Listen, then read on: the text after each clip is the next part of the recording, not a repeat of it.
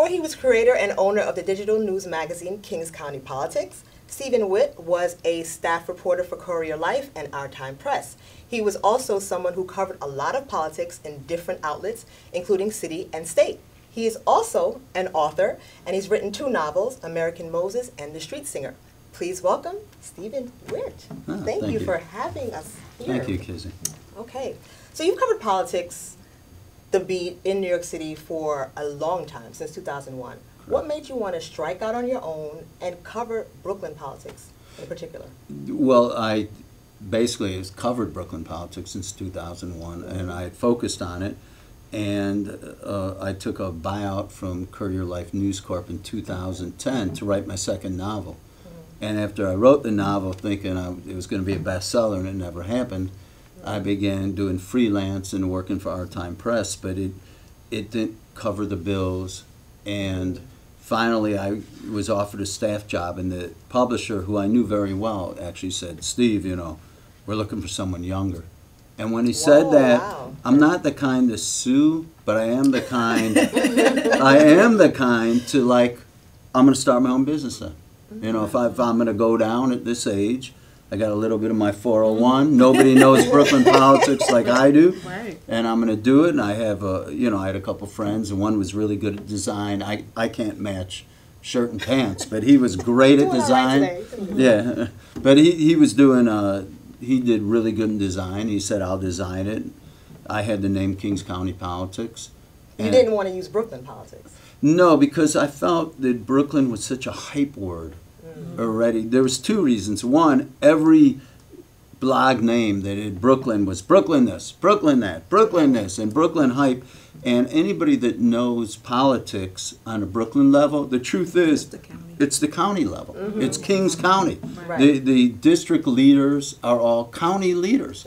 The boss, the head Democratic guy, is the Kings County Democratic boss, not the Brooklyn boss. So I thought, you know, Kings County is what it is. And I liked it, and I liked KCP as an acronym. You know, so I like it too. Yeah, it sounds really good. I mean, so you've been pretty successful. I mean, you just started it in September of last year. Correct. You went from 49 views monthly to 27,000 views as of this month. Like, how did that come about? What do you owe that success to? Working very, very hard, and I. Thank God I've always been a good journalist. I've always looked at journalism as a reporter as like being a batter in a baseball game. You never can bat 1,000, but if you can get 1 out of every 3 or 4 scoops, if you look at all the journalists out there, if you can, you know, if 1 out of every 3 or 4, you're the guy that gets the scoop. It's a good batting average. And I gambled on my ability because I know I'm good at that. I mean. Thank God. You are. I mean, you got the success to prove it. So as far as having your own business now, you know, you go from being a staff reporter to a freelance reporter and now having your own business. What are some of the challenges that you've come up against as you try to push this venture? Going from a journalist hat to a sales hat. I will literally, I'll do a story on somebody, and I'll be really rough. And I'll go do a really good story. And the next day I'll call them and say, "By the way, can you give me some money? We have ads, you know. I'm putting on my sales hat today." And I really, as I go on, I'm good at delegating authority. My designer, I just give him, you know, the password and everything, and he just does what he does. I need to find someone to do that with sales, where I just say, "Hey, here it is," but there needs to be some kind of autonomy between editorial and sales, even if it's make-believe autonomy. Like if you look at News Corp, you know, it's like, oh, the Post, but you know, or the Daily News or any paper. Cool. So you, like I said, you're also an author, and you've written this book. Most recently, it's The Street Singer, and he says it's about sex, money, and power in a changing Brooklyn. So it sounds very juicy. That sounds interesting. I don't woke up. Hey, how are you? Oh, good. Thank you. Thank you very much. Well, I guess the 2 parts of that book was, the one part is I covered the Barclays Center Arena being built. And when I did, a lot of bloggers got down on me. I was doing it for Courier Life, and I kind of always thought it was good for economic development, but I tried to cover it straight. And I had an idea for the book, but I originally came here to New York City from Chicago as a subway musician. I was a musician. I played in the Village, and I was a subway musician when I got married to help pay the bills for 20 years. Guitar and harmonica. Okay. You know, I was a folk singer, blues and country. And I began... Now I understand the title, Street Singer. Yeah, and I began my career as a journalist writing about subway music. Music Magazine bought a weekly column. This is back in the 80s. And I did that for 7 years, interviewed 300 street musicians. I always liked the idea of a subway musician as a protagonist for a novel.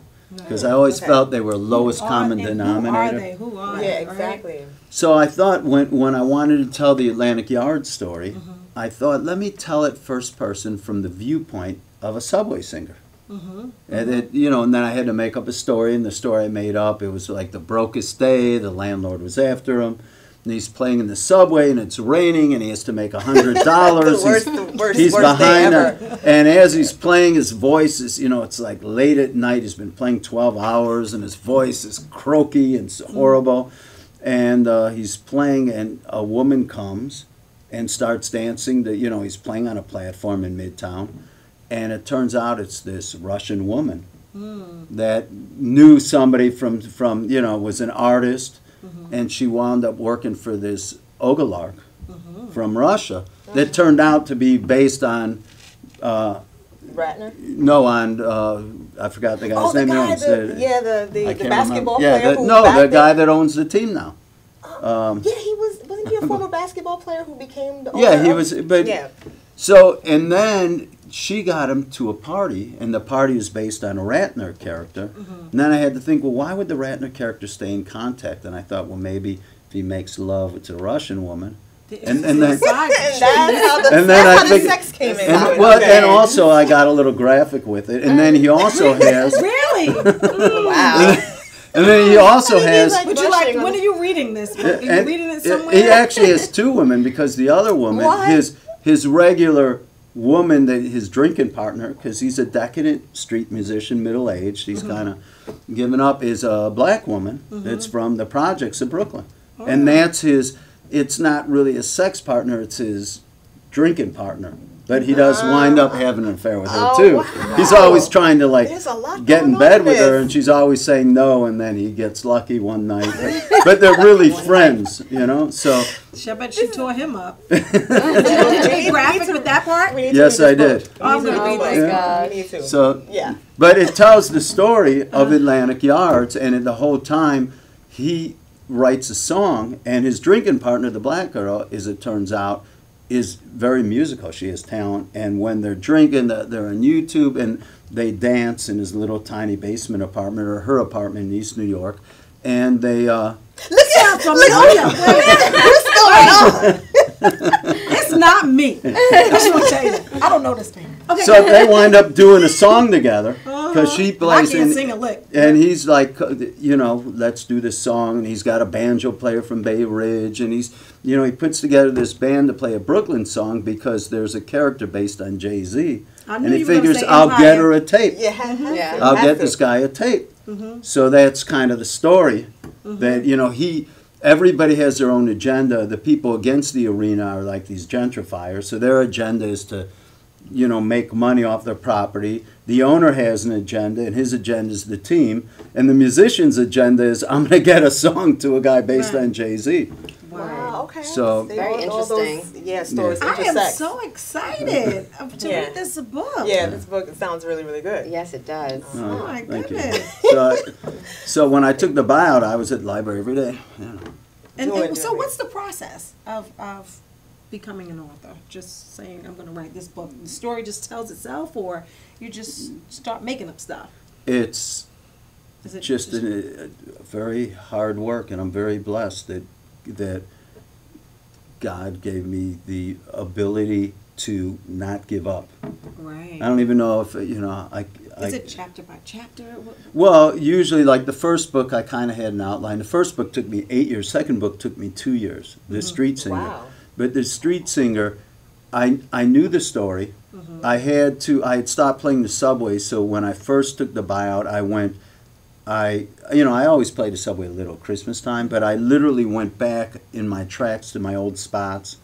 I went to the Grand Central. I used to play in the morning. I got my head back into being a subway musician. Right.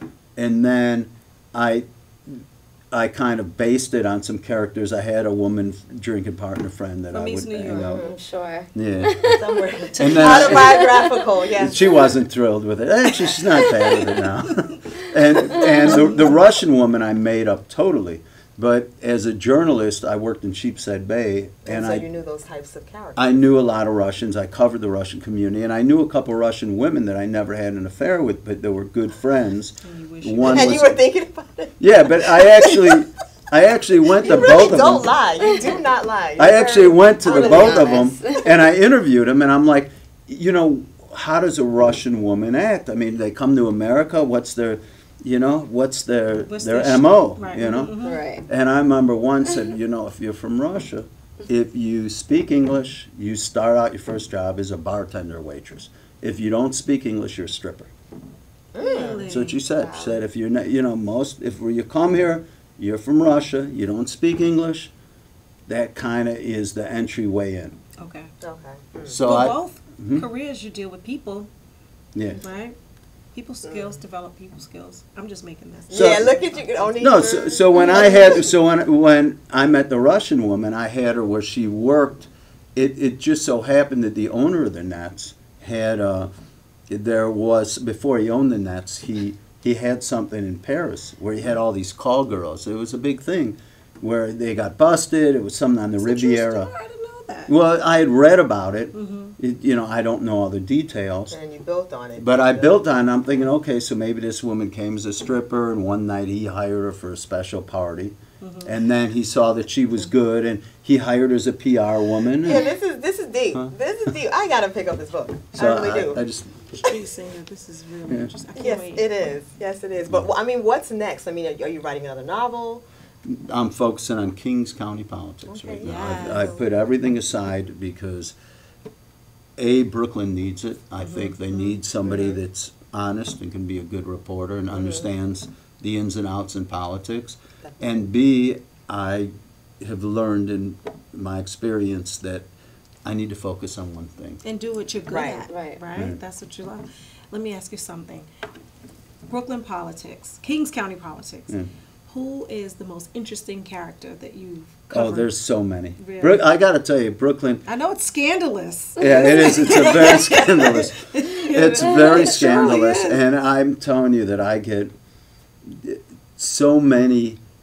I'm really blessed, particularly Our Time Press, because I covered every neighborhood of Brooklyn for Courier Life and News Corp. But when I went to Our Time Press, I covered Bed-Stuy and Central Brooklyn, the politics. And so I really got to know all the politicians in all the neighborhoods, and I would say it is very scandalous. And It's all the old church ladies. running. the church ladies. And, well, there's in the Jewish neighborhoods the synagogues, and the black neighborhoods the churches, and they each have their own fiefdom, Bay Ridge. It's Canarsie. It's a very eclectic immigrant group. Yes. I'd like to see some things. I think we do need a Asian elected representative. We don't have one yet. And Southern Brooklyn, I don't know if you've ever had a chance to go out that way by Sunset Park. Yeah, and it's very a lot of It's- Asians out there. yeah, it's like all Asian. Bensonhurst used to be all Italian, and now it's all Asian. Right. So the demographics are changing. Yes. But it's a very exciting beat to cover. I enjoy it. Nice. So where can people get the newsletter? What's your website? The so they can- website is www.kingscountypolitics.com. You can sign up on the newsletter on that, and you get a daily newsletter. It's called Morning News Bites. And I have learned, I should say how I got into it. I always came from a newspaper background. I was in Bed-Stuy, and the woman that did Bed-Stuy, Pat, started her own website. And she went on vacation and said, Steve, you're a good reporter. Can you be the web guy for a week? And I'd never been behind a firewall. And she gave it to me for 1 week. I'm like, wow. Yeah. I like this. And she taught me about aggregating and curating, which is a new kind of journalism. Used to be you'd get the scoop, but now you can refer with links to other people's stories. So media and journalism is changing that way. Yeah. Yeah. So it's a mix of aggregated stories and original reporting.